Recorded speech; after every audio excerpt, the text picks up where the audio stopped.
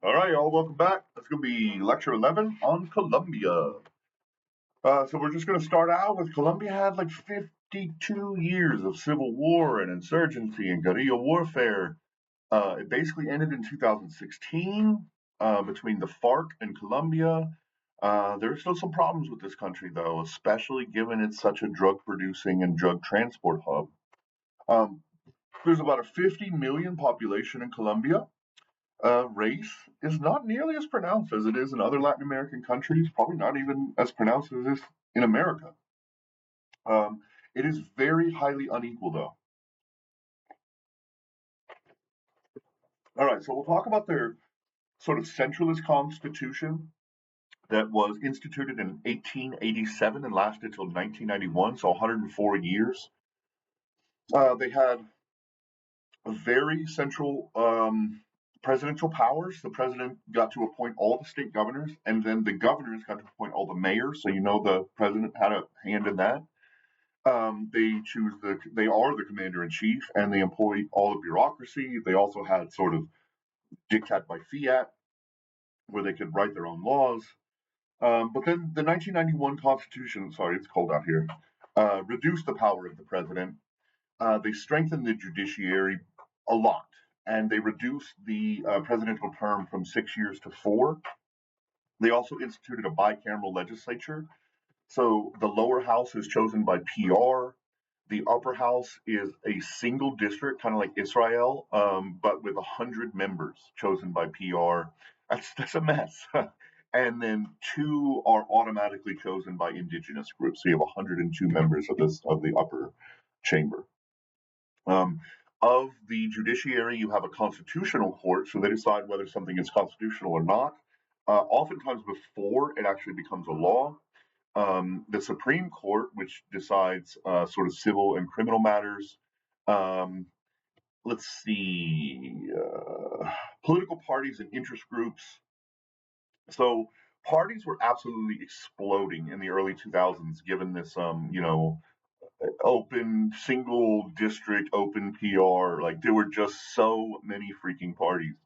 And so in 2003, they sort of closed the loophole a little bit because there were more than 80 parties operating at the time. And so they instituted what's called an electoral threshold of 2%. So if your party doesn't garner at least 2%, then your votes don't count for anything. And so at that point, only 12 parties survive. So it gets pared down from more than 80 to about a dozen. I would also point out that women's rights have been very slow in coming in Colombia. They didn't get the right to vote until 1954. They have very little representation in Congress. They have mandatory seats for women, but they're not often actually followed by the law. That nobody actually enforces them. There is a huge gender pay gap in Colombia, and they tend to get much lower wages. And they also experience very, very high rates of sort of spousal abuse, domestic violence, spousal murder, things like that. It's really troubling in Colombia. Okay, let's set the stage. This is going to be kind of a long chapter because there's a lot about violence in here, right? Um, where were we? Okay, the political history of the nation through 1974. That's section 5. So we're going to set the stage for the violence of the 19th century, and some of the reasons for this are one, that Colombia always had what was called a decentralized police force. So they allowed all these private militias to operate. This sort of became the norm in Colombia. So you had all these vigilante groups running around, um, and not really a national police system or local police system. So that's kind of troubling, and it led to the idea that it was okay to go enforce your own justice, across the countryside. The second one is institutionalized political violence by the political parties against each other, especially over religion. So you had the secular left versus the religious right, and they often would use violence and even justify violence against each other all throughout the 19th century. And you had eight civil wars between the liberals and the conservatives in the 19th century. You also have these elitist coalitions, right? Where the elites would get together, sort of against the poor. So you also have that sort of problem in Colombia. Okay, so La Violencia basically starts in 1946, and these are these sort of guerrilla Marxist groups fighting for land redistribution, land usage, all kinds of stuff. But FARC kicks off in 1946. You have La Violencia for more than 20 years, but others have argued that really the violence didn't end until the 2010s. And so some people say 20 years. I kind of think it's 50 years. Um, in 1953, Rojas Pinilla takes over. He offers amnesty and pardons to any guerrilla fighters. The national police, which are just starting to sort of be developed, are taken under the umbrella of the military instead of the bureaucracy and the politicians. They were trying to sort of professionalize them. You get the restoration of press freedoms, and violence actually begins to fall in sort of the mid 1950s. Unfortunately, Pinilla is forced into exile in 1957, and the military returns to power under what's called the National Front Agreement until 1974. And under the National Front Agreement, the liberals and the conservatives basically just agreed to trade off power every 4 years. You'll get to run it for 4 years, I'll get to run it for 4 years. We'll have guarantees of who gets to sit in the legislature, etc. And so this lasts until 1974, but there's still a lot of violence. Um, okay, so they really want to talk about the three different groups, right? So first you have the guerrilla groups. These are mostly Marxist groups. Um, you have the ELN, which is the Army of National Liberation. These are mostly university students from Colombia who went to Cuba and trained under Fidel Castro. You have the FARC, which is the Revolutionary Armed Forces of Colombia. You have the EPL, the People's Liberation Army. You have the M19 or the April 19th movement. These guys were absolutely cray, right? So they stole Simon Bolivar's sword in like a museum heist and tried to sell it off to give money to the poor.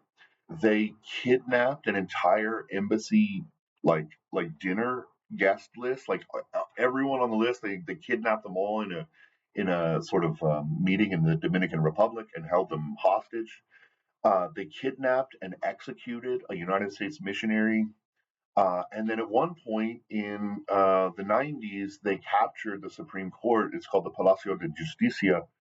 They basically seized the Supreme Court.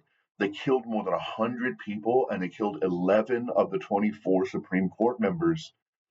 So, absolutely devastating day for Colombia. They just could not control their territory. Um, then you have the paramilitary groups. So this is the sort of right wing groups. The above, the guerrilla Marxists were left wing groups. The right wing groups sort of grew out of what was called Decree 3398. So President Leon Valencia gave legal status to private armed groups, right, and said that the government can back and use these privately armed groups to try and reestablish normalcy, was the quote. So the state weaponized these folks. They trained them, they weaponized them, and then eventually these groups shifted from sort of keeping the peace and protecting agricultural property to protecting and growing drugs and fighting against the Colombian government. So another absolute mess. And then the final one is the drug dealers. So we all sort of know the story of Pablo Escobar and the Medellin cartel. It largely began with pot in the 70s, and then Escobar and the Ochoas discovered, well, shit, cocaine is a lot more profitable per pound. It takes up a lot less space. Let's start growing and shipping cocaine. Um, then you also have the rise of what's called the los extraditables in 1986. So these are people tied to the Medellin cartels and other drug lords who basically ran a campaign of terror against the state, saying, um, "Cancel extraditions to the United States, or we'll murder you." And so they said, we have a list of enemies: that anyone who's a member of the government, the industrial and political oligarchy, anyone who's an elitist, any journalist who dares write a story about us, any judges who try to judge us, and any union bosses out there speaking out against us, we will execute you. And they did many. They executed quite a few public officials. They blew up some airplanes. They blew up some quite a few like government buildings. And in 1991, Colombia sort of bowed to the terrorism and said, fine. And they banned extradition in their 1991 constitution. Section 7 is on efforts to end the violence, right? We know where it came from. We should at least talk about, how they've tried to combat it.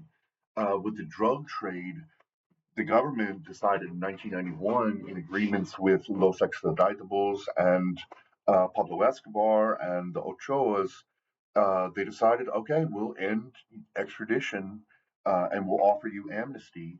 And so Los Extraditables disbands, basically. They say, we won, shit, like we're done.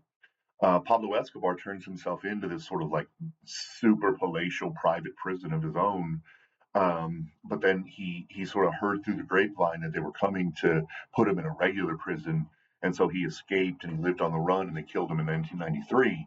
Um, and then in 1995, they captured almost every single Cali cartel leader as well. So the drug trade is still problematic in Colombia. Don't get me wrong, but it has been broken up quite a bit. Section 7B is on paramilitary groups.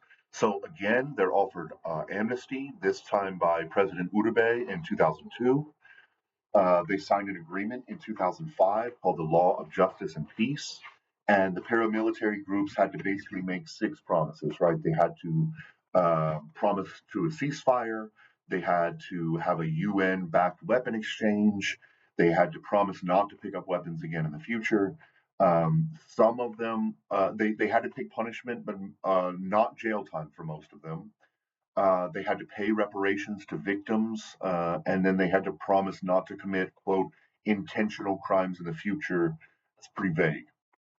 Okay, finally, the guerrilla groups are the last ones standing basically in the 2000s, in the 2010s even. And President Manuel Santos sort of secretly negotiates an agreement with the guerrillas. And they also have some stipulations, right? They have 5 stipulations. Agrarian development is one. Political participation. The FARC wants to have representation. Uh, the state wants the conflict to end, right? So that's one thing they're getting. The end of the illicit drug trade. The FARC can no longer participate in growing or transporting drugs. And this sort of goes on both ways. So there's the state can't fumigate crops anymore, right? Because it's poisoning people.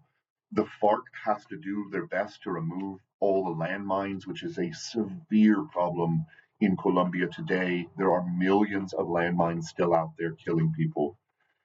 They had to help. The state had to help in and train and provide materials and seeds and stuff to replace those illicit crops with legal crops, basically. And then drug users were to be allowed to have treatment, not prison time. Okay. And then the final step was reparations to victims. And this meant first they sort of put together a commission, just like the Truth and Reconciliation Commissions. They called theirs the Commission for Clarification of Truth, Coexistence, and Non-Repetition, quite a mouthful. They had a special court. It was called the Special Jurisdiction of Peace, and only that court could judge those responsible for these amnesty crimes or these guerrilla crimes. Um, Anyone could receive amnesty except if you committed a crime against humanity or a war crime, which included kidnapping, the forcing of child soldiers, the targeting of civilians, torture, rape, or disappearances, right? Finally, no, not finally, it also meant that if you had been a member of these groups and you did not sign up and turn yourself in during the amnesty period, you were fully culpable for all of your crimes and you would no longer receive amnesty. And then finally, the FARC had to give up a list of everyone who had ever participated in their actions so that Colombia would know those to go after who did not turn themselves in. All right, we're going to end it there. Thanks so much and have a great day.